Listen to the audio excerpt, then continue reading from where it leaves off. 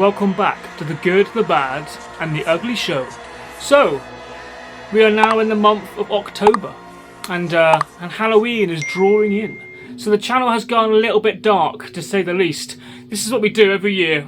We get to October and we start making Halloween videos until Halloween's been and gone. And then we'll go back to, I don't know, lighter stuff, darker stuff. I don't know. We'll go back to the drawing board.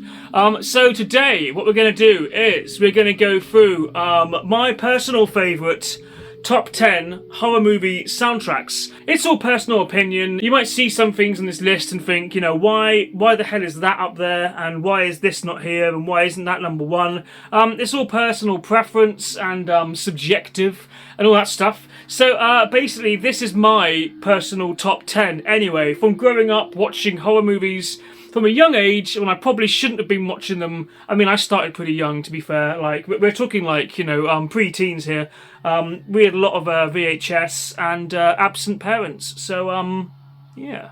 So anyway, we'll start. Because it has to be on the list, because it's one of my favourite films of all time, and I happen to think the soundtrack is pretty amazing. At number 10, we have The Living Dead at the Manchester Morgue, a soundtrack by Giuliano Sorgini. So I've actually reached out to Giuliano Sorgini in the past and asked if I could have a copy of the soundtrack. This is back long before companies like, I think they're called Waxwork, I could be getting that wrong. But anyway, modern companies started putting these soundtracks out, finding them and making nice vinyl copies and stuff and re-releasing them. A long time before that, you just couldn't get a lot of these soundtracks for love nor money. So yeah, so I contacted him on the internet and found him and actually conversed. And he said that he only has one vinyl copy of the soundtrack himself. So there you go, that's the composer. A lot of these things got lost, a lot of the master tapes got lost, just thrown away by people who didn't really give a fuck about the film or anything about it. So yeah, I don't know if you're familiar out there with The Living Dead, the Manchester Morgue, also known as Let Sleeping Corpses Lie and Don't Open the Window if you live in America. Some parts of America anyway. But yeah, great film. Zombies being brought back to life, or brought back to dead, by a big machine that's supposed to make the harvest, you know, kill the harvest ants and stuff. That kind of thing. But anyway, we're not really here to talk about the films so much. The plots, you can go and like Google the plots to these films and find out for yourself. I'll just from here on talk about tiny parts of the film and mainly the soundtrack music. So the soundtrack to this film is really atmospheric. Really good, very 70s. There's a lot of drums, a lot of percussion and violins and all kinds of cool music going on. This person, Giuliano Sorgini, has done some pretty interesting dark orchestral stuff in his lifetime. Also done some really interesting kind of just interesting groovy music in the 70s. He made music for documentaries as well. But this was his little trip into horror. I think the only real horror film soundtrack that he did. But yeah, it's great. But there's some weird stuff. There's like bits of like crazy laughing and like cackling and kind of weird kind of like heartbeat stuff and all kinds of things going on here. This is a really, really good horror soundtrack. Great for Halloween. Well, bits of it are anyway. So put it on your Halloween playlist. And yeah, I thought start with something that had to get into the list somewhere. So at number 9, just because I love it. Well, it wouldn't be in the list otherwise, would it? But at number 9, we have Creepshow by John Harrison. This, I think, is great. So I looked through a couple of lists of all-time greatest horror movie soundtracks to prepare myself for this. There's the Enemy have done lists, all kinds of like rock magazines and music magazines, and people have done these. You know, they're out there everywhere. But I noticed that like Day of the Dead is on a lot of these lists. For me, it's good. It's very good. But for me, the only John Harrison soundtrack that could really go on here would be Creepshow. I think it's fantastic. The music to that is just so good, from start to finish. Yeah, just from the intro and onwards, really. I mean, some of the music on the soundtrack is by other artists. They've gone back and taken some of the old stock music, like William Luce, known as Bill Luce. Stuff that was also used on like Night of the Living Dead and other soundtracks like that. I'm trying to kind of mainly go for soundtracks that were all one person and avoid the ones that are just compilations of other people's work. There will be some honourable mentions later on where I dive into that a little bit more, but for the time being I want to kind of mainly focus on artists that completed the whole soundtrack themselves for that film, you know. Yeah. So Creepshow, mainly by John Harrison, and the music's really good. As I say, a lot of tension building. It all suits each story really well. I just always thought it was great, and I had no idea that it wasn't by someone with more experience. I mean, John Harrison was I believe a producer, and he worked behind the scenes in a lot of films. But he only made like two and a half soundtracks in his entire life, I believe. And that was just a kind of like, the Creepshow was just kind of, well, someone's got to score it, so he just kind of went and did it. And they went, yeah, that's perfect, we'll use that. I love it when things like that sort of come into play. So, yeah, Creepshow is just fantastic. I don't know what else to say, really. If you haven't seen the film, go and see the film. If you ain't seen it, then it's the ultimate film to play on a Halloween party. If you're going to put a film on for Halloween, Creepshow is like one of the best ones to choose, because it's one of those amazing anthology films with all the different like cool gory scenes in it. You've got zombies, you've got creatures in crates, you've got all kinds of stuff going on. You've got sci-fi in there, and all the music that accompanies this is superb. So yeah, I mean, it should probably be higher, but number 9 is pretty good for Creepshow. So at number 8, as I say, another one I've got to get in there somewhere. Number 8 is Zombie Flesh Eaters by Fabio Frizzi. So this is just brilliant. I mean, just the title track alone is terrifying. It's like that early 80s kind of electronica type sound, like sort of depressing. Reminds me a bit of stuff like sort of Japan and like New Order and all these kind of bands of like the early electronica stuff from the early 80s. Had that kind of bleakness about it, and this kind of has that as well. But other bits of the soundtrack are like tropical island music, and just kind of stuff that sounds like intense screaming. Somebody once reviewed this album and described it like a moog being washed up on a desert island in an old crate full of maggots, and I think that's perfect. That's what the soundtrack is. Yeah, it's disturbing. It's also bright and sunny. Something I love about the film as well, this is not like a nighttime movie where smoke machines come out and all the zombies come out at night. It has got some of that in it, but mainly this is like broad daylight, sunny on a Caribbean island somewhere. You know, it's like, it's not your setting, not your typical setting. I mean, it became more of a thing later on, but at the time it was made, it was quite different, I think, and quite a standout zombie movie. It was really only supposed to be a kind of cash-in on like Dawn of the Dead, really. Hence the title and the controversy around the title. Coming in at number 7 is, of course, Candyman. That's right, by Philip Glass. Now, I think this is great. Also, the film. I think the film is brutally underrated. Really, it kind of gets put out there like, well, I mean, I don't know about these days. I think there's more appreciation for it. But as when I was a teenager, this was out there as one of those god awful slasher movies that people kind of just dismissed. Oh yeah, Candyman, load of bollocks. But when you watch the film, it's actually fantastic. It's really well made, really good story, clever film, and Philip Glass, his soundtrack just adds a huge touch of glass to it. So yeah, it's really good. Don't want more to say really. The music box music in it, it's been used again by other people. It's been used on American Horror Story, to name one other thing. But yeah, no, it's just really well rendered together. The soundtrack is really good. You can sit and listen to it, and it just sounds really good. Bits of it really stand out, actually. Yeah. If you haven't seen Candyman and you have dismissed it, then go and watch it. The remake thing that turned out to be a sequel was okay. I don't kind of pointless though. But yeah, the original is fantastic, as is the soundtrack. It's there, and it's my number 7. So at number 6, we have the soundtrack to the movie It Follows from 2014 by Disasterpeace. Now, I was really impressed with this film anyway when it came out. I hadn't seen what I'd personally class as a really good horror film for a long time, and It Follows was great. I just thought it was fantastic. I loved the premise. The tension in it is brilliant. The film delivers, man. It's a really good film, and if you think otherwise, then you're perfectly entitled to your own opinion. And the soundtrack to this film is so good. It really delivers. That it's intense. It's nasty. It's got that kind of like sort of Aphex Twin type kind of ambience to it, which I love. It's uncomfortable music, which is fantastic. That's kind of what a horror movie soundtrack maybe should be. I did once watch a fan edit where somebody took Insidious and took away the soundtrack to that and replaced it with the It Follows Disaster Piece soundtrack, and it really added to that. It makes every film you can put this music with any film, you make it more intense and more frightening and kind of full on. So yeah, I think this was a really, really good soundtrack. I think just that fan cut there proves the point, really. Disaster Piece, I don't know what else they've done. I think they have done music to a few other horror films, a few other films. They should do more, but I love it. I love music like this anyway. But yeah, I mean, I love that kind of feel anyway, that kind of music, that kind of soundtrack. It's great. Has a lot of energy, even if that's bizarrely nasty, uncomfortable energy, which is, you know, what you want. So, to number 5. Number 5, I'm slightly breaking the rules. So, as I say, I really wanted just soundtracks composed by one composer or one group.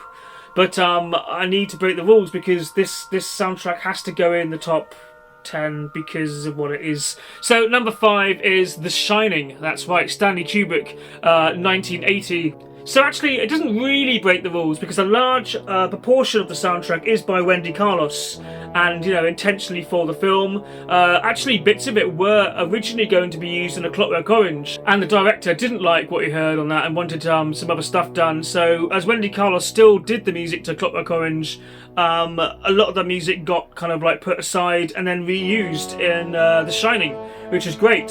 You can hear some of it in its original form on the Lost Themes anthology thing that Wendy Carlos put out a few years back, if you can go and find that. But yeah, and also the original soundtrack album for Clockwork Orange, not the film soundtrack, but the original album that Wendy Carlos put out, has some of the music. I think it was called Country Lane, was a track that didn't get used, and that got turned into Rocky Mountains or the main opening sequence, one of those two anyway. I ramble on a bit. But yeah, The Shining is just, the music in The Shining is just so intense and really matches the film and is part of the creepiest thing about it. And I think a lot of that is to do with the various different old school classical composers that feature in the film. One I can't remember, I think it's called like Music for Percussion and Strings or something along those lines. I'll put some information on the screen. For some reason I didn't write this bit down. But yeah, that alone is really, really good. That builds a lot of tension. In fact, that piece of music was even used in black and white Patrick Troughton episodes of Doctor Who, believe it or not. In fact, The Web of Fear, I think, was used that piece of music in particular. And it's also been used in like subsequent horror movies since, you know. And an episode I watched recently of Always Sunny in Philadelphia even used it for the creepy castle scene. So there we go. But I love it. Every time I hear it, you're like, well, okay, I know that. I know it because of The Shining. But yeah, The Shining soundtrack is just brilliant. Also like Midnight and the Stars and You, originally by Al Boldy, I believe. A lot of old-timey music in that, and that's all creepy anyway. I don't know why it's creepy. Maybe because it's 100 years old. Maybe that's the reason. I don't know. But yeah, The Shining had to be in there. I mean, it's also another favourite horror movie of mine as well. Anyhow, The Shining is in here at number 5. And at number 4, this definitely breaks all the bullshit rules that I said earlier on. I tried to wrangle around it by The Shining, but no, this is just throwing it all out the water. Night of the Living Dead, 1968. That's right. So this soundtrack just is a bunch of different people. So for this soundtrack, you have Spencer Moore, Ibe Glinderman, Bill Luce, and various others. I had to pick up the list to read all that stuff. Most of these composers were submitted their stuff to library music. So DeWolf Library, if that means anything to anyone. The DeWolf Library is one of the biggest databases for film stock music in the world ever. Anything from like Grange Hill to Dawn of the Dead to Witchfinder General to adverts and various school programs and I don't know, fucking Terry and June, Never the Twain, all this stuff, NFL football, all this stuff is in the DeWolf Library. So yeah, a lot of this music was from that. Other bits are from just taken straight from old 50s B-movie flying saucer movies. We have like Teenagers from Outer Space and all kinds of other stuff. You can find bits of Night of the Living Dead music in all these old films. It's really interesting actually, and when I watched that And I watch some of these films. It's great. You think, oh, there's the bit where she's running away from Bill Heinzman. Fantastic. But yeah, the music in this film is just fucking superb. I have it on my, when you're walking around listening to music, I've got it on shuffle on there. I've got like a big playlist of stuff. It's there in between like the Beatles and Anal Cunt, classy stuff. But you walk around and you hear some of that cemetery music and stuff. And it's just so good. Suspense. Walk through a foggy field and hear some of that music playing out. It's great. It's great. Good on journeys as well. But yeah, I think it just really lends itself to the film beautifully. Apparently, the soundtrack was won in a card game. This is something I hear. I'm not sure how that worked, but it must have been all compiled at some point. But George Romero was a big fan of using library stock music. He did that for a lot of his films, actually. But I thought this had to be up in the top 10 anyway, even though it busts all the rules that I wanted to make to do this. So number three. I think this is one of the greatest horror movie. Can you really call it a horror movie, or is it a psychological thriller? I mean, that's a tough one in itself. Number 3 is Psycho, of course. Bernard Herrmann. I mean, you can't get much better than that, can you? I mean, for tension building, for everything else, for just being a beautifully constructed piece of music. And this is something that Bernard Herrmann did really well. Anyway, he did the music to a lot of Hitchcock films before they fell out. And I'm impressed with all of his work. I mean, everything from early sci-fi to slightly later weirder stuff like Twisted Nerve and all that, which is also an amazing piece of music. But Psycho is just, the soundtrack is faultless from start to end. It's perfect. I couldn't think of a more perfectly fitting soundtrack to a film. Even the first screening of Psycho, when they sat and watched it and they said, this isn't really working, it's not that great. When they went back and played it with the soundtrack, that ultimately changed everything and immediately made the film massively successful with the test audiences. Now, if that can do, and that says a lot, right? Psycho's one of those films that shows you exactly what a film can be with or without the soundtrack, and how important the soundtrack is to a movie. Psycho is one of the prime examples of that. Shaky hands.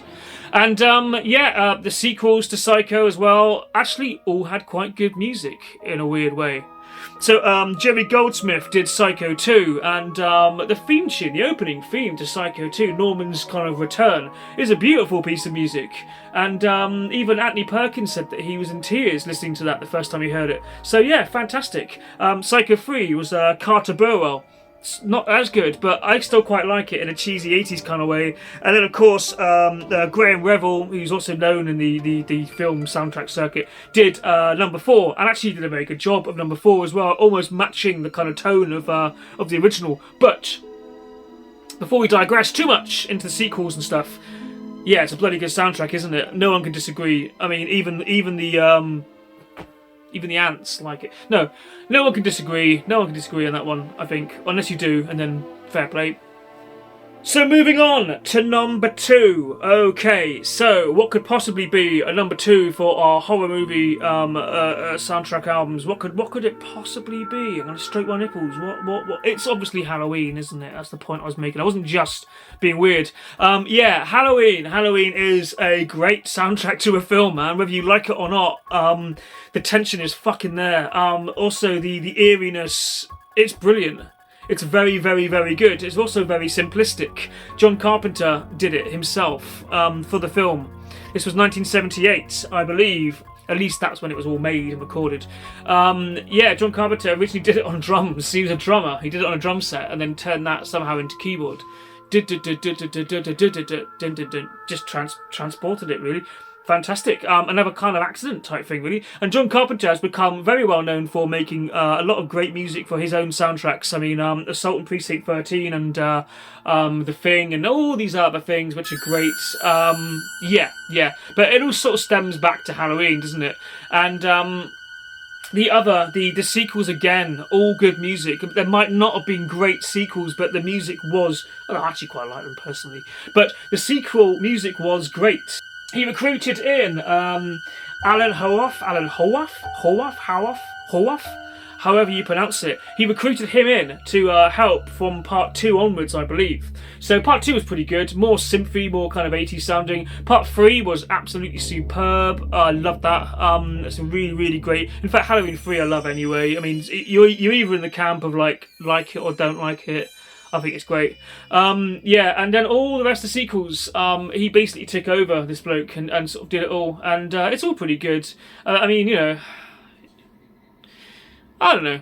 Sometimes music can save it for until later on, and actually until later on they started to kind of replace him and do awful like orchestral things with it, and they went back to the original music recently in the remake, well not remake but reboot sequel, pretending the other films didn't happen. I didn't like those films that much, to be brutally honest. But the first Halloween film, fantastic soundtrack as well.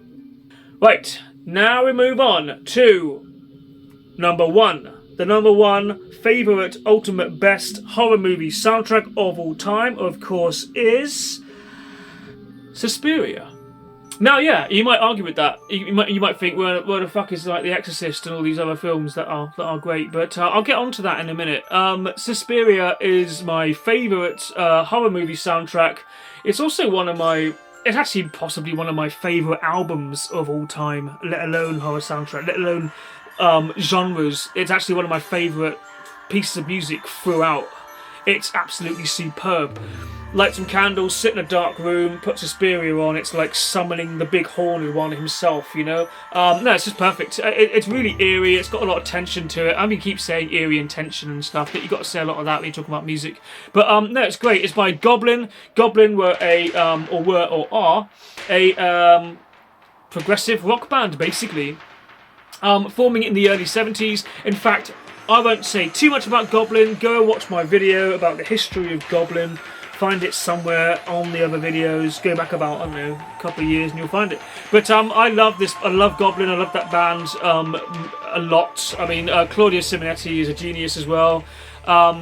Great music. He's still going. He's still doing his own version of Goblin. There have been many members over the years, and they've done the soundtrack to a lot of good films. Goblin also did the soundtrack to George Romero's Dawn of the Dead, especially the European cut, and God, what else? Profondo Rosso, also known as Deep Red, Phenomena, loads and loads of stuff. Loads of cool European weird horror movies, mainly by Dario Argento. But the Suspiria soundtrack is just fucking superb. Honestly, take my word for it, or just go and listen to it. In fact, if you can go and listen to it, if you haven't heard it, then I'd love for this video to be the video that points you in the right direction to go and listen to it. Because I grew up with this. When I was a child, my dad had this on vinyl when I was about sort of 2 or 3 years old, and he put it on and just play it, and I grew up thinking this music just sounds evil. It's amazing, and the love grew over the years. It's a great like prog rock album, weirdly enough, weirdly dark. I used to listen to this and Black Sabbath by Black Sabbath. It's no wonder I turned out the way I did, really. But yeah, it's just superb. And people might disagree that it's the greatest horror movie soundtrack album of all time, but for me, it really is. There's no contest. Goblin, Suspiria. So now we're going to move on. We're going to move on to honourable mentions. That's right. So I think there should be quite a few honourable mentions in this video because 10 is a really small amount to fit anything great into. So we're going to go with some cool soundtrack stuff now and just talk a little bit about it. You know, what should be heard. So we'll start off with, obviously, The Exorcist. So The Exorcist being a fantastic film, I still absolutely love it. I'm not mad on the sequels that followed. I haven't seen the TV series and stuff yet. I don't know if I'm gonna or not. I don't know, maybe. But yeah, the original film was brilliant. I had to wait years and years to see it because it got banned, obviously, and you couldn't get it on video. I had The Exorcist 2, The Heretic on video when I was quite young, and I watched that, and I didn't understand what the fuck was going on. But anyway, I don't think you will unless you watch the first one. But I watched the first film. I must have been like my late teens when I finally got to watch it, and it blew me away. my friends all thought it was crap, but it blew me away. I thought it was amazing. Being an ex-altar boy and all that stuff, you understand, an lapsed Catholic, you understand a lot of this stuff a bit more, I think. And the music for that, yeah, so you had Jack Nitzsche, I can't pronounce his name, but I might put it up on the screen or something. That person, Mike Oldfield. Now, Mike Oldfield, Tubular Bells, of course. Now, here's a weird thing. So I listened to Tubular Bells as a child as well. I always loved that album. I'd put it on and listen to it to kind of chill out to, and we played it a lot in my house. I never associated it with anything dark because I'd never seen The Exorcist. So for me, it's just an album that I love. Another amazing kind of proggy, weird album from the 70s. So yeah, when I saw The Exorcist years later and the music's in that, I kind of thought, oh, right. But it lends itself to it pretty well. I don't have that connection myself, but it's good and it really works. Also, Hans Werner Henze, I can't pronounce anything, to be honest. My pronunciation of every word is terrible. But yeah, he was in there as well. So there's lots of different, it's really a compilation album of lots of different types of music that were picked from different people, different composers to put into it to build the soundtrack. Rather than getting someone in to do the soundtrack, kind of build the soundtrack from around existing pieces of music that are kind of creepy and interesting and eerie. I'm all for that, really. I mean, it's great to have a composer in, but sometimes it works when you find bits of whatever else is out there. Especially if you dig deep, it's pretty cool. And yeah, it works pretty well as a soundtrack. I'm not sure if the actual soundtrack was ever really released until years later. I don't know. Maybe it was. I never saw it anywhere on vinyl, as a young person. So I don't know. Maybe not. The Omen, directed by Richard Donner in 1976. It's a fantastic film. In some ways, it's scarier than The Exorcist, I think. In some ways, it's a creepy film, watched by yourself late at night, and it's even more creepy if you consider the slightly more than coincidental things that occurred on set and to some of the actors and people involved. I mean, go and Google the weird cursed film conspiracies about The Omen, and that is a minefield of itself, really. Yeah, a bizarre thing. And the soundtrack album, it's another one by Jerry Goldsmith. You wouldn't really have thought that. He's done a lot of things, Jerry Goldsmith. A lot of fingers and a lot of pies. But the theme song, Ave Satani, I mean, that's something else, man. The music in this is scary, cool, Latin chants and that kind of thing. Just makes it feel more intense and more creepy. Also, Patrick Troughton's in this one. That's another thumbs up from me. But yeah, what more can you say? Go and check out the amazing cover of the theme song by Phantomaz, Mike Patton's band. But yeah, go and check that out anyway. He did an amazing version of it on his director's cut, which also features a lot of other cool horror movie soundtrack stuff on there. Also Rosemary's Baby. So yeah, that's a cool thing. So yeah, The Omen, man. You can't really do this without mentioning it somewhere. So next we have the Texas Chainsaw Massacre from 1974, the first movie, obviously. The music was by Tobe Hooper, who was the director, and Wayne Bell as well, who's obviously a friend of his and a musician. So yeah, the music to Chainsaw Massacre is brilliant. It's all like sort of like horrible, nasty, scary noises, pots and pans being banged and put for a slight echo, chickens clucking, and it's the atmosphere of the film, really. It doesn't even... Sometimes you're not even aware it is music. You think it might just be the background to whatever horrible chaos is going on. And there's some really good old nasty country music in there as well, which I love as well. Fantastic. Daddy's Sick Again and stuff like that playing in the background of these old nasty country music. I love it. It's fantastic. It's another very, very good soundtrack, actually. A weird one, definitely, if you listen to it like on its own. Yeah. So next we will go with Hellraiser from 1987. Music by Christopher Young. So Christopher Young did the music to Hellraiser, as we know. It's pretty good. It's atmospheric, it's interesting. But what's more interesting is the band Coil, who are a British industrial metal band who were supposed to do the music to it originally, and they got dropped after a short while. They made about half an album's worth, I think, and then that didn't go down very well with whoever was in charge of production. I don't know if the director hated it or not. The person who wrote Hellraiser. But I'm not too sure. I'm not honestly too sure what happened there. But for some reason, Coil were out and Christopher Young is in. But I love the Coil soundtrack. It's also really, really interesting. Yeah. And now we'll mention, obviously we mentioned it earlier on, but we'll mention Dawn of the Dead, the sequel to Night of the Living Dead. So the European version is, the whole album is by Goblin. It's released as an album by Goblin, Dawn of the Dead, or Zombie as it's known over there. Yeah, it's great. The music in it is fantastic again, perfect. It should have probably been higher up actually on the actual list, but I didn't really think about it because there's too many other things that I wanted to put in there. Another version of the soundtrack for the different releases over in America and different places were again D-Wolf and Library soundtrack music, and some of that is really, really good as well. So yeah, I thought I had to mention that obviously because there's some great music in that. But another great piece of music by Goblin in there as well, Dawn of the Dead. Okay, at this point, I think we're going to have to mention The Wicker Man from 1973, directed by Robin Hardy. Yeah, an amazing film.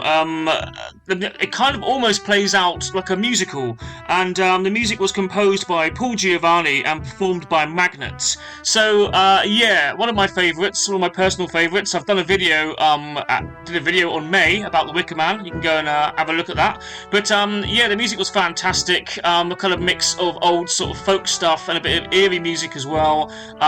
Again, more suspense. This is a thing that was seriously lacking when they tried to remake it years later. Well, among many things, but one thing that was seriously lacking when they tried to remake it years later. Personal favourites on the album, Gentle Johnny is amazing, although that didn't make it to the actual final released version of the film. Corn Rigs is good. It's all good music. Searching for Rowan is amazing. There's some real dark moments in there, but yeah, I just think it's a fantastic soundtrack. I don't really think of it as a straightforward horror movie. I kind of think of it as what it is, folk horror, which is a kind of different thing altogether, really. I mean, just as horrific, but not one to watch at Halloween. Definitely watch this film on the 1st of May. Yeah. And now I have to quickly mention, it's a funny one, but I have to quickly mention the film Asylum, written by Robert Bloch and released by Amicus in 1972. So this music was all basically, so it was arranged by Douglas Gamely, but the music was all pretty much Morris Mussorgsky. Night on a Bear Mountain, or Night on Bald Mountain as it is also known, pictures at an exhibition and all that. And it really works well for the film. I mean, I've heard this music used in lots of films over the years, little bits of it anyway. I mean, Night on Bald Mountain or Night on Bear Mountain is like one of the most famous dark pieces of music of all time. It's all about like hell and stuff and all that. But it works really well in this film, just superb. And if you haven't seen the film, go out and check it out. It's actually really, really good. Really good. It's a lot of fun. It's also quite creepy and atmospheric as well. It's a good one. So next we will go with more zombies again. Plague of the Zombies, 1966. Again, this is music by James Bernard, who did all the Hammer soundtrack pretty much. He also rescored a later screening of Nosferatu, you know, the 1920 black and white, 1922 or whenever it was. I can't remember. It was made, but yeah, the original black and white silent one. He did a musical score to that. But yeah, he's known for like Prince of Darkness, Dracula, Prince of Darkness, and all those kind of films. Amazing. But yeah, his soundtrack to Plague of the Zombies is brilliant. I love it. It's just it's cheesy. Because it's got that whole dun dun dun kind of thing going on, but I love it. It's perfect. It's creepy as well. It's atmospheric and it's interesting. So I thought I'd have to mention that quickly in this video. Next, we'll move on to yet again more zombies. Day of the Dead, 1985. John Harrison. I love it. It's not at my top list because I think Creepshow is ultimately better music, but I do love the Day of the Dead. There's some really cheesy bits in there, to be honest. Some of it is slightly unbearable, but a lot of it is very, very good. It's got that bleakness, because they're all underground and claustrophobic and some word I can't say again. And yeah, the bleakness really works with the music. It kind of adds to it. And I like it, you know. It's very good. It's very good. Have to mention it, obviously. So now we're going to have to mention Rosemary's Baby, which is a really creepy film, a fantastic film as well, from 1968, directed by Roman Polanski, of course. And the music is by Christoph Komeda, which is another amazing movie score, really. Creepy, kind of sinister. The lullaby song called Sleep Safe and Warm was composed by him and sung by Mia Farrow, who was the leading lady in the film. It's as creepy, easily as creepy as The Exorcist and all the other films about the devil, and that kind of thing, really. This is a slightly different one, though. It's a really creepy film. I don't know, I don't want to say too much about it, because you've got to go and see it. The soundtrack throughout is fantastic and iconic. We couldn't really do a video on horror movie soundtracks and not mention this. Right, and we're getting through this. We're getting there. Evil Dead. The Evil Dead films. Basically, the music was by Joseph Leduca, or Leduca, or whatever the hell you pronounce that. What I like about this is the loyalty involved. So, from 1981 to 1993, all 3 Evil Dead films. So it started off as a kind of real do-it-yourself B-movie, and then the second one was quite big, because that did really, really well. So the second one is like a much bigger film, better production, and then the third one is like your big Hollywood movie, basically, in Evil Dead terms. But they kept the same composer for the whole thing, and it really works because it goes up and up and up, the music, I think, for these films. So it's a great evolution of filmmakers, actors and composer. So yeah, it's a journey, the Evil Dead films, and I'm really glad they stuck with the original composer as well, and he's gone on to do other stuff. I mean, they kind of helped each other along the way there, I think, which is great, and it's what it's all about, man. You got to throw help for your friends and they'll help you, and likewise, and all that stuff.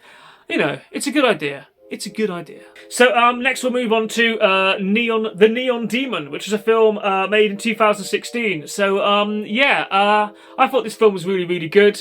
It's all about the sort of fickleness and creepiness and weirdness of the modelling world, and it's kind of an arty film, really, in some ways. I felt it had a kind of feeling of Suspiria about it, a kind of reminiscence to Dario Argento in like colour and tone. I could be wrong there, but that's kind of how I felt, how it came across to me anyway. And the soundtrack was very, very, very good. Dark and a bit goblin-esque in spirit, I think. Not in technique, but in spirit and essence, by Cliff Martinez. I don't really know much about, really, but yeah, it's fantastic. Me and my wife saw it, and we went out and got the soundtrack like straight away, because it's just great. Next, we'll move on to something that really is sort of driven by the title track, really. Killer Clowns from Outer Space. Because I love that film. I grew up with that film. It's a good, fun film for Halloween again as well. And everyone loves clowns, right? But the title track by the Dickies is superb. It's good for any Halloween party compilation, really. The rest of the score was done by John Mazzari, who also scored some other stuff that I can't remember. But yeah, actually really good. The music throughout is pretty good. But I love the title track by the Dickies, really. That's what it's all about for me. So next we'll move on to A Nightmare on Elm Street. We have to mention it somewhere. So I'm going to go with the first film, 1984, by Charles Bernstein, or Bernstein. I don't know. Stein sounds better, doesn't it? Like, you know. Yeah, it's a good soundtrack to a film. It's not amazing for me, like, but it's pretty good. It's quite iconic. I mean, you remember the music to Nightmare on Elm Street. It sort of sticks out. The rest of the films went to use kind of different stuff, like rock bands, and the films, you know, they're an interesting mixed bag, aren't they? Freddy Krueger and all that. You know, they're good. They're like the Halloween films. They're kind of ups and downs. Peaks and troughs, as you might say. But yeah, the music for the first one, pretty atmospheric, pretty good, pretty creepy, interesting. And lastly, but not leastly, we'll move on to, actually it might be leastly, we'll move on to Fright Night from 1985. My dad had that on vinyl as well. The music was by Brad Fidel, did Come To Me, which got re-recorded for Fright Night 2 and sung by a lady, which kind of sounds better, actually. I can't remember which lady sang it. But the rest of the music is all like Devo, and a great track, Armies of the Night by Sparks, which is fantastic. But this leads us on to the rest of the 80s, where basically all 80s soundtracks after that were by various bands, like a compilation of like what's cool. Return of the Living Dead was a punk soundtrack with like featuring stuff like I think the Cramps, pretty good. TOSL, I believe. Yeah, some good stuff on there. But yeah, anyway, Texas Chainsaw Massacre 2, again, the same thing.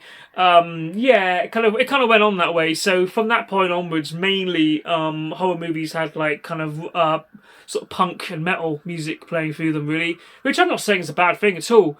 And then it turned into, later on, I mean now, I suppose you got into the year 2000s and it all became retrospective, so like Rob Zombie films would all have kind of 70s bands and or you know, it became that way. It'd be a kind of like a good compilation album would be the soundtrack, which is good, but it kind of loses that atmospheric thing, you know. I think this video is probably long enough now. That's just my favourite top 10 horror movie soundtracks, and then a rant at the end of all the other bits of music that I like related to horror movie soundtracks. I hope this video... Firstly, I hope this video hasn't annoyed you. Secondly, I hope you've enjoyed it, which could be a thing.